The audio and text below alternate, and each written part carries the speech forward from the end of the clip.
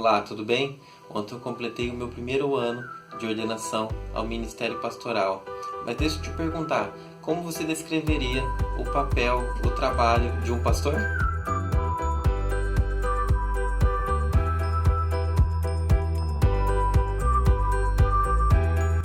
Não seria certo pensar que todo mundo sabe qual é o papel de um pastor. Certamente, nós devemos buscar na Bíblia qual é a sua função. Mas por onde começar? Sempre quando eu penso a respeito de ministério pastoral, eu me lembro das palavras do apóstolo Paulo aos pastores das igrejas locais de sua época. Essa fala dele está registrada em Atos dos Apóstolos, capítulo 20, de versículo 28, e diz assim: Cuidem, pois, de vós mesmos e de todo o rebanho sobre o qual o Espírito Santo vos constituiu os bispos, para apacentardes a igreja de Deus, que ele adquiriu com o seu próprio sangue. Nessa passagem bíblica, o apóstolo Paulo deixa bem claro que a função pastoral tem a ver com o verbo que aparece aqui, que é apacentar. Apacentar. É interessante pensar que a palavra pastor deriva do latim, que tem por significado apacentador, aquele que apacenta, aquele que cuida. Se você tem familiaridade com o contexto rural, com ovelhas, você tem mais ou menos ideia de como isso funciona, de como é apacentar as ovelhas, cuidar das ovelhas, dar alimento para as ovelhas, guiar as ovelhas, quando nós vemos o enredo bíblico se desenvolvendo através do tempo e da história, onde o próprio Deus ensina o seu povo a como ser guiado pelo verdadeiro pastor.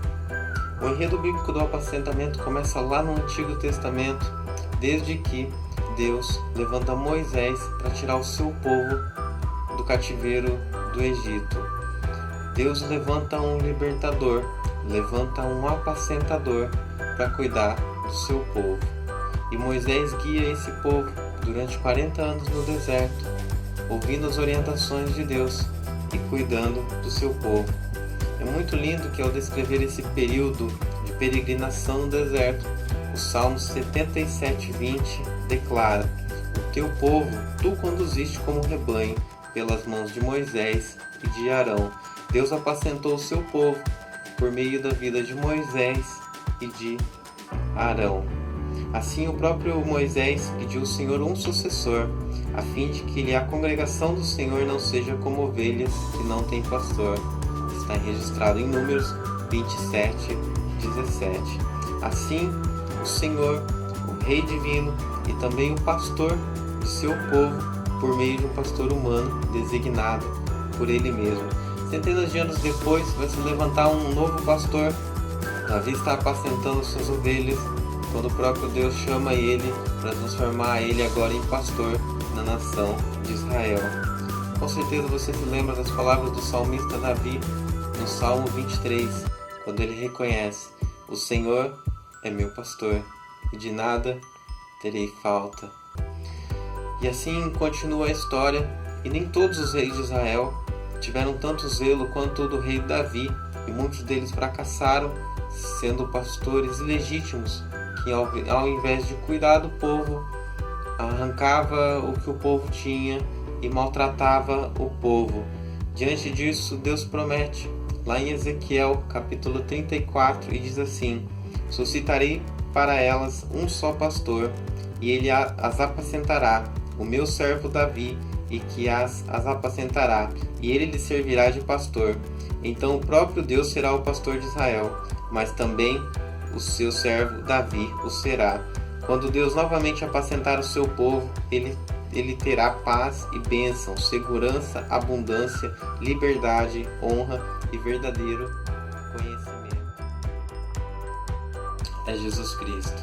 Jesus Cristo, em seu ministério, assume esse pastoreio por Deus pelo seu povo presente aqui na terra. Jesus era aquele que sentia compaixão das multidões, porque percebia que elas estavam aflitas e cansadas, porque percebia que elas estavam andando desgarradas, como que sem pastor. Esse é o verdadeiro pastor, que dá a sua própria vida por suas ovelhas.